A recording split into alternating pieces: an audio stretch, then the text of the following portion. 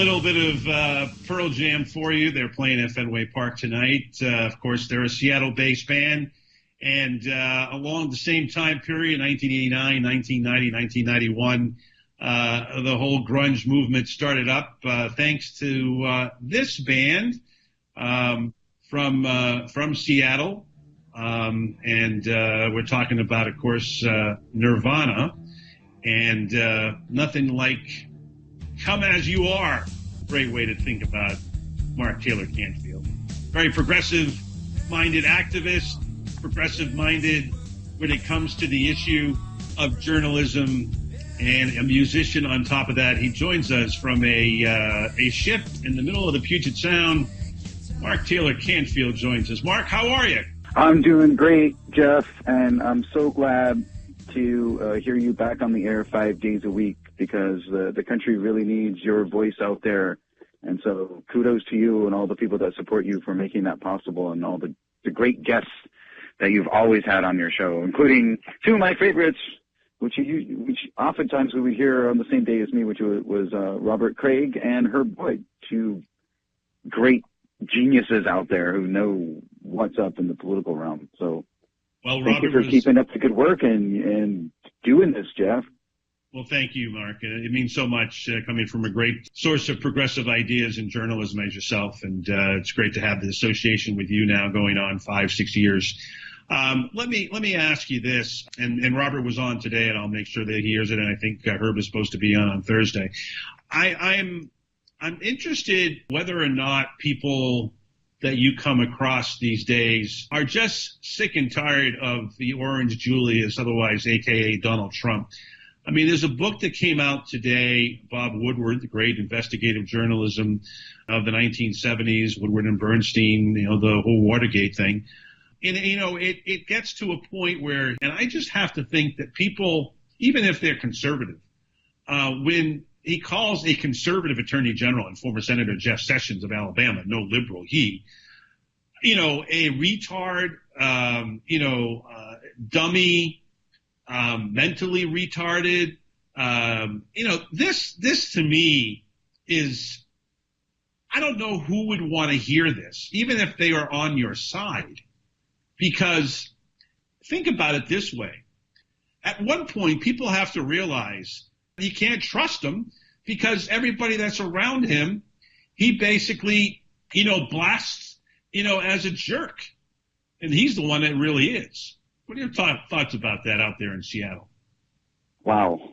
I don't even know where to begin on that one. I mean, it's like, It's just ridiculous. Like, you make enemies out of your friends. I mean, how stupid is that? How politically incompetent is that? And yet the guy just doesn't seem to be able to understand that, attacking the opposition is tradition, attacking your own party. And by the way, there are a lot of folks in his party attacking him, and that has been going on. And, I've been following Richard Painter and what he has to say.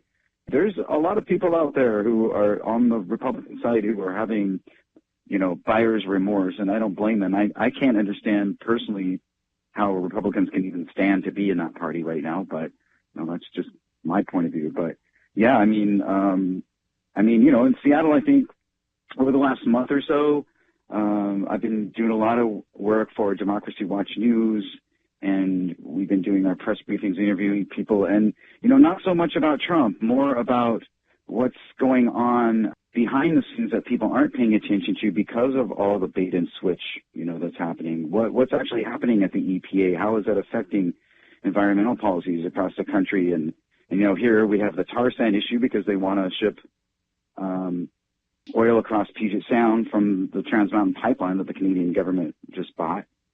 And I hope I love to get a chance to talk a little bit about what the Sea Shepherd is doing up here right now, too. Yeah, but, these environmental justice issues are just as important to people in the Northwest as any of the political machinations that are going on in Washington, D.C. I mean, sure, we're all kind of watching his house of cards slowly crumble, but at the same time, there's a lot that's not getting reported because people spend all of their time following his tweets. And one critic of that is our former very progressive city council member, Nick Licata, who's doing some writing over at Medium right now, was talking about that, and writing about, how how people really need to wean themselves off of the Trump tweets, like sort of like a 12-step program, because it's just gotten ridiculous.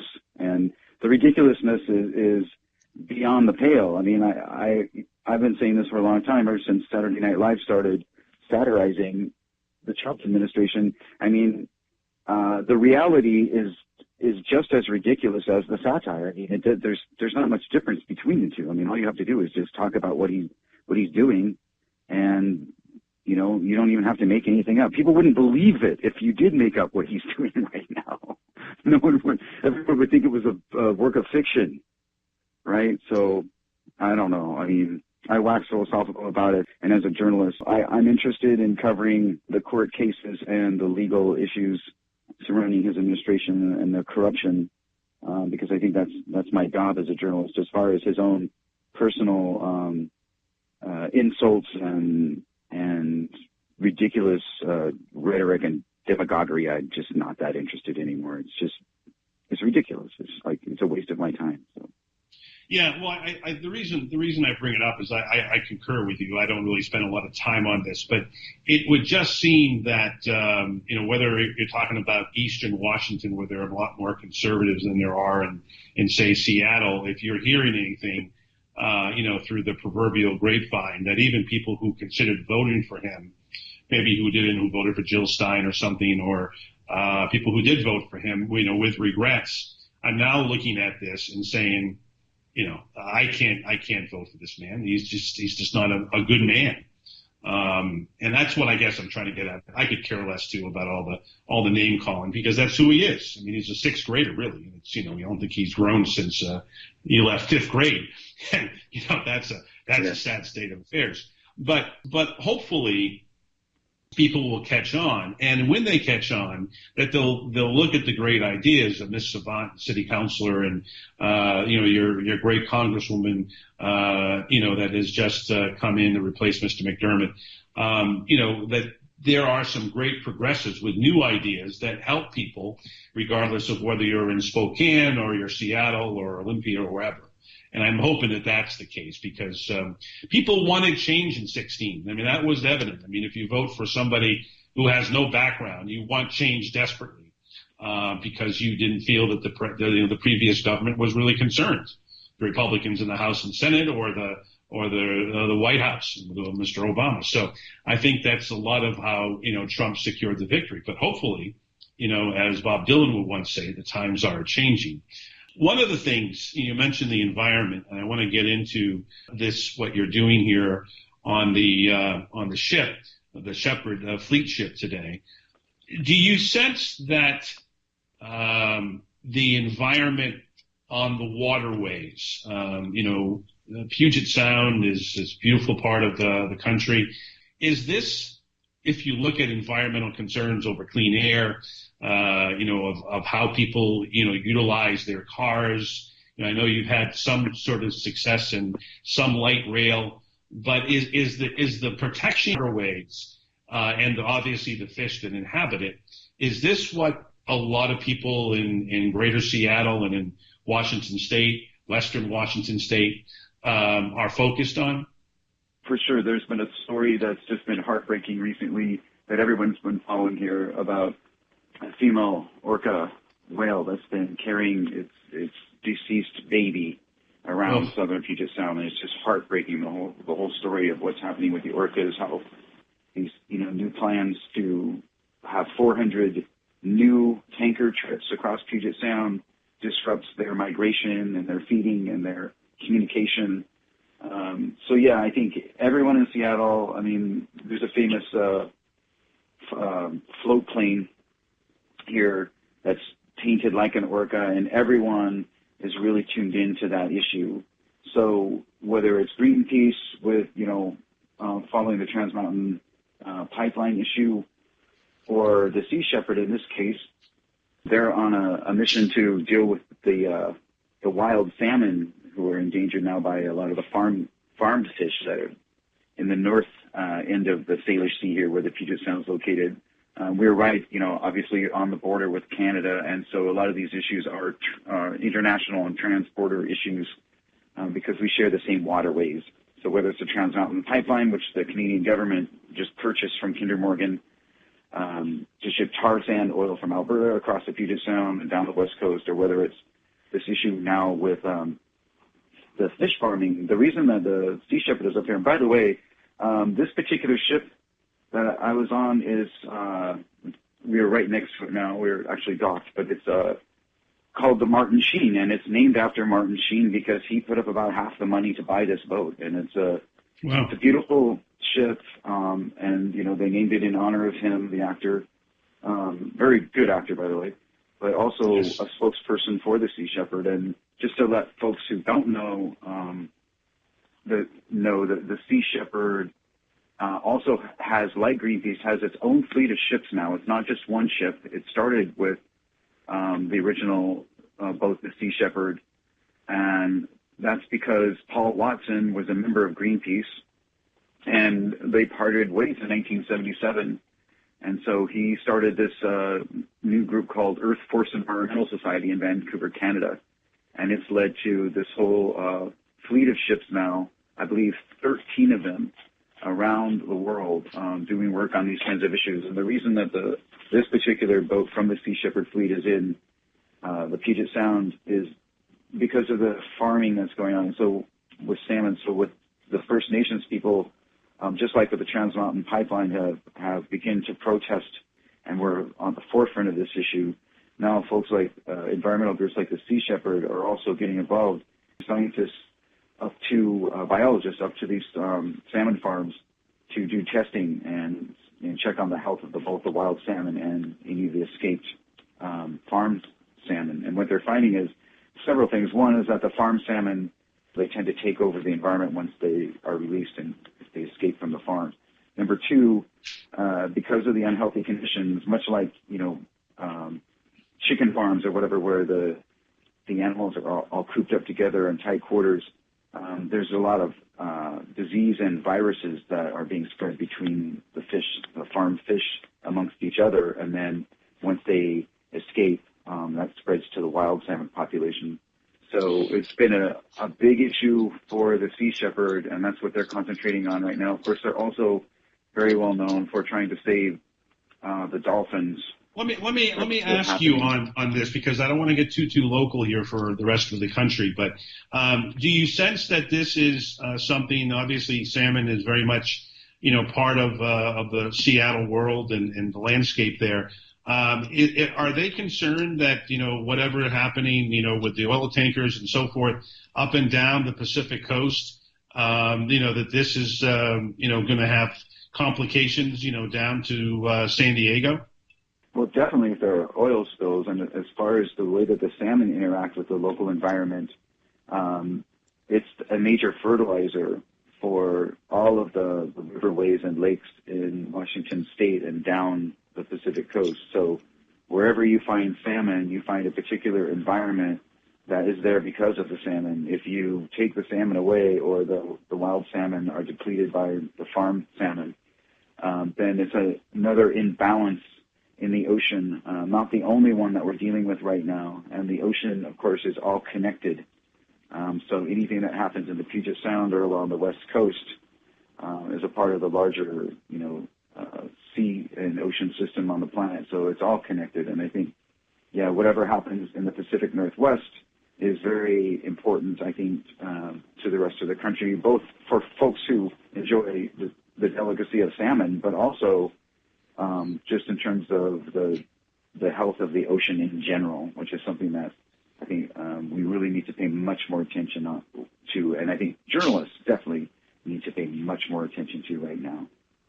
Well, we hope that obviously something can be done, because even though a lot of it is farm raised, it's something that means a lot to me. But even more so, you know, you have not only the environmental concerns, the economic concerns of people that, you know, that are involved in the fishing industry, but even more so the pollution that is going on, that again, it affects so many people of the West Coast. And I just think that, you know, again, as you were saying earlier, there's so much attention on what is going on, you know, in Washington with the Trump world.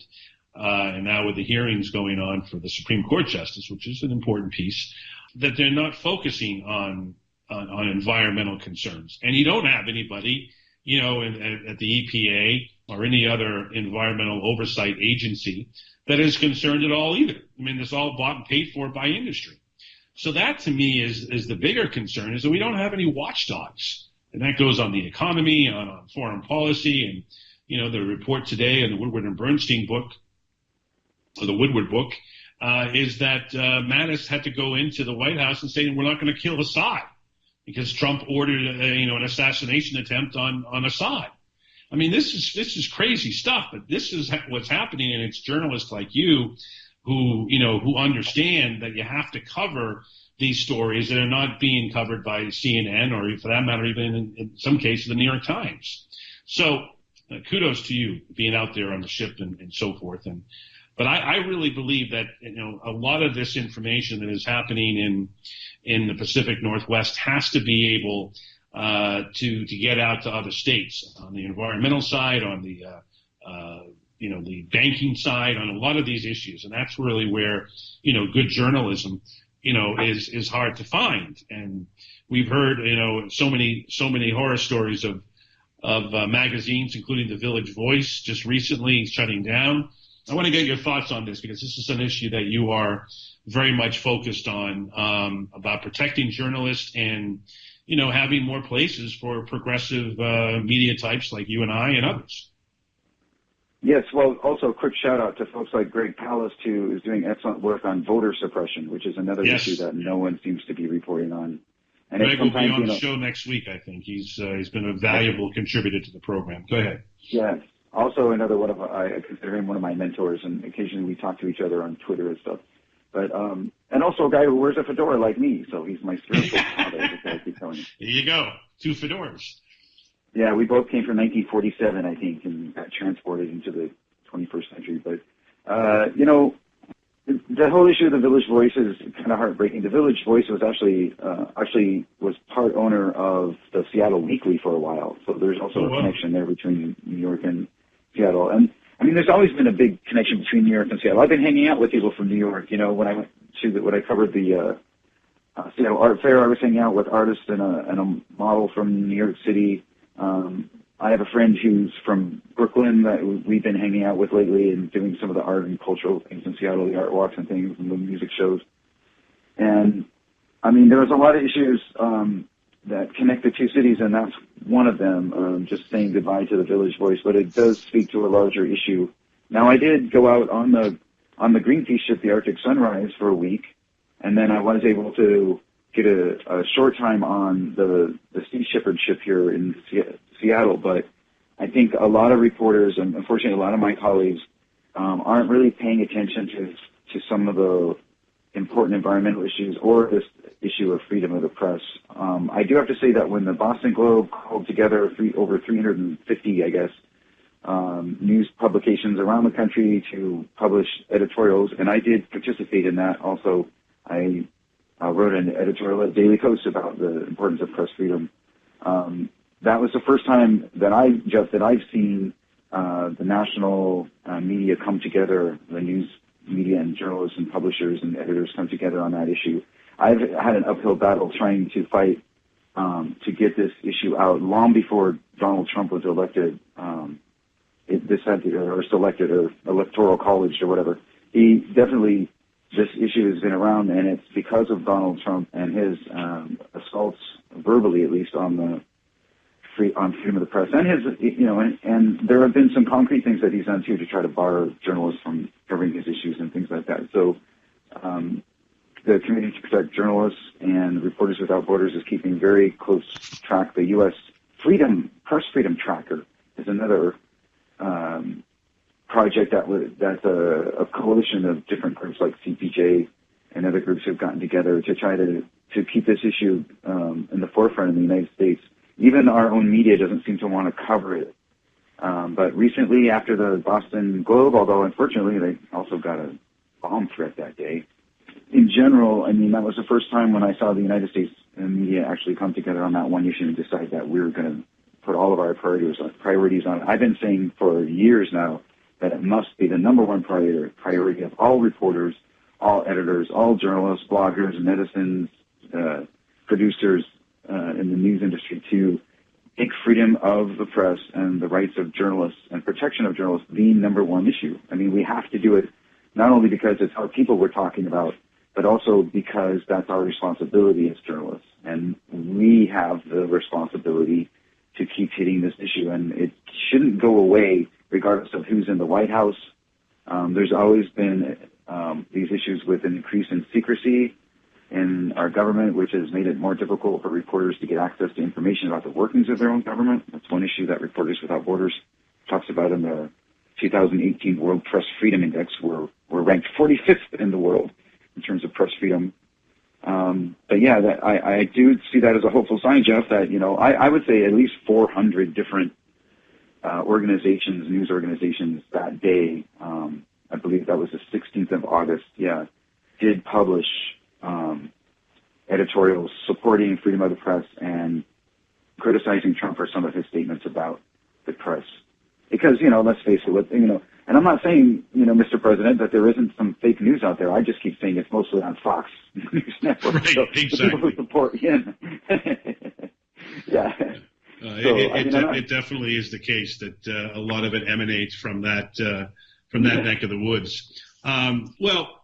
I really hope that the American people wake up and understand, what is going on in this on this environmental fight, whether it's in the West Coast or the East Coast or in the heartland. Everything else is really ridiculous. Nothing else matters, really. So my hope is that we can stop this and educate the American citizen, the American voter, on this issue, because it's so very critical. Mark, it's great to have you on. We look forward to doing this every week going forward, and I'm excited to be talking to you about everything that's going on in Seattle and Washington State politics, and maybe a lot of the Northwest. Of course, you're not very far from Portland, Oregon, and even to the north in Vancouver. Since I always say this, have you seen anybody from Vancouver coming down to join our healthcare system? No, I haven't, and I always say this too, that we have more in common, I think, in culturally with the folks in Vancouver than we do probably with the folks in Oklahoma City. So that's for sure. We have our own little world up here. But if people want more information about what's going on with the Sea Shepherd, just go to seashepherd.org, and then they have a list of their campaigns, and one of them is called Virus Hunter, and that's the one that's focused on the Northwest and these salmon farms. And if people need some more information about freedom of the press and the issues I'm working on, you can always check out Democracy Watch News. We're really big on Twitter. And then also I have the MTC Report at YouTube. And I'm all over the place. As you know, I'm writing at Daily Kos and Truth Out. I've got a couple articles coming out at Truth Out now on these environmental issues. So I'm all over the place. And keep up the good work, Jeff. And it's great to talk to you and your audience. And I'm so psyched that you're back 5 days a week. So kudos to you. Thank you, Mark. And check out his sites. We really appreciate your work and how we are moving toward hopefully a better country. I want to thank Joey LeBanc and Jason for their work today, producing this broadcast. I want to thank Mr. Russell for the opportunity to put this show on the road, and our Steelwork sponsor as well. We'll be back tomorrow, folks, looking back at the Massachusetts election. We thank you for listening, and right now it's my time to say I gotta go. You're listening to 1590 WSMN Nashua. USA Radio News. After a full day of partisan bickering, Supreme Court nominee Brett Kavanaugh finally got to deliver his opening statement. As a nominee to the Supreme Court, I understand the responsibility I bear. Some 30 years ago, Judge Anthony Kennedy sat in this seat. He became one of the most consequential justices in American history. I served as his law clerk in 1993. Today, U.S. Ambassador to the UN, Nikki Haley, said that President Trump will host the United Nations Security Council meetings with foreign leaders later this month in New York City. This is USA Radio News. An internal probe at the EPA finds it spent more than it should have on security for its former administrator. USA Radio Network's Chris Barnes reports. The EPA Inspector General saying the agency failed to document why the former administrator, Scott Pruitt, needed more than $3.5 million in round-the-clock security through 2017. According to the agency, Pruitt's security costs were more than double that of his predecessor, Gina McCarthy, during her last year in that office. The Inspector General's report says the EPA's lack of rules over security for agency heads can result in such, quote, excessive or unnecessary costs. The Inspector General also says those costs incurred under Pruitt included $106,000 in overtime for security guards that lacked the proper authorization. Recapping one of our top stories of the day, the Senate Judiciary Committee began the confirmation process of Supreme Court Justice nominee Brett Kavanaugh. Things were a little heated as things got underway, and Senator John Cornyn of Texas said this. I haven't been in as many confirmation hearings as some of my colleagues, but this is the first confirmation hearing for a Supreme Court justice I've seen basically according to mob rule. We have rules in the Senate. We have norms for decorum. Everybody, as you pointed out, Mr. Chairman, is going to get a chance to have their say. Yeah. You've given everybody a chance to ask questions for up to 50 minutes. You've given them a chance to make an opening statement. Any one of our colleagues can step out here and talk to the press and make whatever comments they want. The death of a woman in a Mineral County, Nevada jail is drawing national attention. USA Radio Network's Robin Walensky has the story. A very disturbing story to tell you about out of Nevada, where a woman from Texas who was denied medical care while detoxing died in jail. The Reno Gazette-Journal reports the woman, Kelly Coltrane, 27 years old, was in the Mineral County Jail for failing to take care of her traffic tickets. She apparently asked to go to the hospital, but was not taken there. Instead, she reportedly was handed a mop and told to clean up her own vomit. She died in her jail cell less than an hour later. Coltrane's family has filed a wrongful death lawsuit, and Mineral County's lawyer Brett Ryman has declined to comment on the investigation, citing that lawsuit. And for USA Radio News, I'm Tim Berg. It's 8:05. I think you could probably flip Nevada. You probably could flip Tennessee and maybe Arizona as well, and pick up 3 seats that way and hold your own. Because if you can't hold your own in the Midwest, then I think you're toast. And that, you still have to do Florida too, but you know what I mean. Your thoughts? I think that's true, and I also think that some of the Democrats have gotten the memo where the argument is being less about Trump and more about how this party can work for you. I agree with you to an extent on NAFTA in that Trump has done a job in kind of ripping apart the agreement. The problem with him, though, is that he's ripped apart the agreement without an idea of what comes next. So instead of an orderly transition, you've got chaos, and chaos is not very good for business for anybody. And that chaos is harming a lot of the states where Trump won. It's no accident that China decided to impose tariffs on motorcycles in Wisconsin, on wheat in Iowa, on China and other places where the Republican vote was very strong for Trump. It's no accident that it happened. That could be a winning issue. You're right. If the Democrats frame it properly, they could say, listen, your president has got the right idea, but he's just a chaotic figure who doesn't really know what he's doing. Give us the keys, and we guarantee we can make your life better, or at least tamp down the chaos and get back to an orderly fashion where we can do things that will benefit trade, that helps everybody. So I think that that's a winning issue. Some Democrats are already talking about it, and it's going to be something that will come down to the wire that I think we'll know. I mean, anything can happen, but I think that it's a very safe bet that if they do make that argument, they will prevail, and the Senate could be at least hold third, if not flipped entirely. And finally, Joe, when you look at, you have the primary today in Massachusetts. You have a progressive in Bob Massey running for governor here. The Democrats, as you all know, having lived here for many years, have not done very well in the governor's races, with the exception of Deval Patrick. And this going back to the end of Dukakis, 1990. Republicans have won, I think, 5 of 7 now. if they win this time around, 4-6. So what do you make of what we anticipate over the next couple of weeks in these primaries? You got New York coming up, New Hampshire next week, where we're broadcasting today, into what do you make of these next few weeks before we get to the before the general election? Well, I think that this extends back to our last conversation where we talked about whether or not the Democrat Party will support progressives and whether or not progressives are going to be seen as the next wave. I mean, in fact, it's already happening. I mean, the race with Capuano in Massachusetts, he says it's a progressive versus progressive, but it's definitely old guard versus new guard. And his challenger, forgive me, I can't remember her name right now, but his challenger, yes, exactly. She comes with a very solid progressive agenda and a lot of really bona fide credentials. I think you can look across the board, and even if you don't have progressives winning Democratic nominations, you certainly have them competing. And I would argue that a lot of them are doing better than people might have expected. The party may not necessarily give them all the funds, but their ideas and their arguments are winning out. Their arguments are winning elections. They're winning elections in unlikely places like Florida. So I think that the progressive movement is well and truly engaged.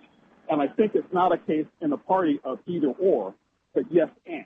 You can have mainstream Democrats working with progressive organizations and progressive candidates to move the agenda and get things going to where they can have a majority in both the House and the Senate and continue the agenda for the American people. I think that's very much in the cards. Yeah, and I also think at the same time that there are some good progressives, and I'll probably count Capuano as one of them, to move, progressive, connections. I mean, he's been a single payer advocate, even though people don't do that. So I think that there is a balance there. You're right, and I'm hoping that as we move away toward the primaries, I presume the next 3 weeks or so, that everybody's on the same page. Particularly if you can get a lot of the nominees, both incumbents and challengers for these seats in the Midwest, to understand that the trade issue and those states that were lost, those 4 states that we talked about, are critical. If that can happen, I think the Democrats will have a big celebration on November 6th. I think it's more likely than not. Again, anything can happen, but if you look at the numbers, you look at the math on voting and polling, you look at who's winning and where, you look at the margins of victory and the margins of defeat that were narrow in some places that Democrats shouldn't have been able to compete. And it's clear that the country is in a mood and the country is about change. No doubt about that. Well, thank you so much. It is always great catching up with you, Joe. We hope to have you on next Wednesday and in your regular time slots of the past. And I ask you to be careful down there in the swampland. You just never know when that alligator's going to come out. Exactly.